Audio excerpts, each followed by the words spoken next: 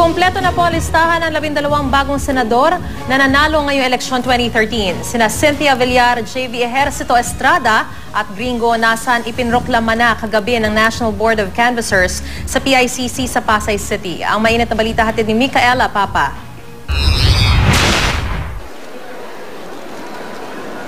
Naiproklama na ng National Board of Canvassers ang huling mga kandidato na bubo sa Magic 12 ng Senado matapos pumasok ang huling local certificate of canvass mula sa Lanao del Norte kahapon. Batay sa 39,898,992 na boto mula sa 129 na COC, ikasampu sa ranking si Cynthia Villar. Ikalabing isa naman si JV Ejercito Estrada. Nakuha naman ni re-election ni Senator Gringo Honasan ang huling spot sa Magic 12 matapos lumamang ng 705,940 na boto sa kapartidong si Dick Gordon. Wala naman daw samaan ng loob sa kanilang dalawa. Magkumpare kami ni Senator Dick Gordon.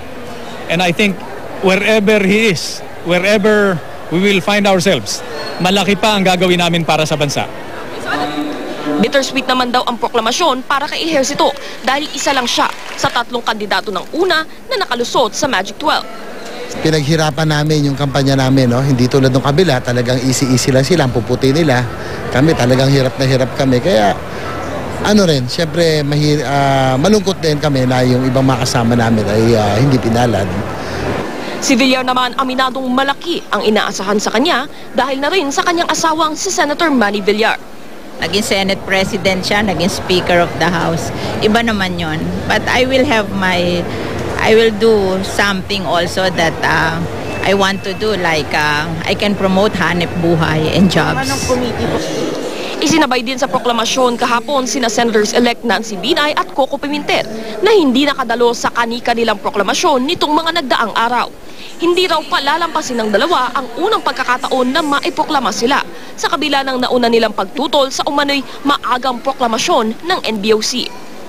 Theoretically speaking, yung hindi nabibilang na boto should not be enough to change the official results. At yun na nga. So pwede na. So tingnan nyo, one day wait lang sana, ayos na lahat.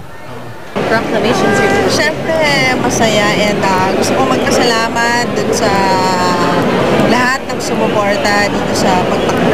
Wala na po kayong questions about the validity? Wala na. There's a substantial basis talaga dun sa pag-proclaim today. In spite of all the attacks, gusto pa rin ng ating mga kababayan na may isa pang Binay na magsisilbi sa kanila. Micaela Papa, GMA News.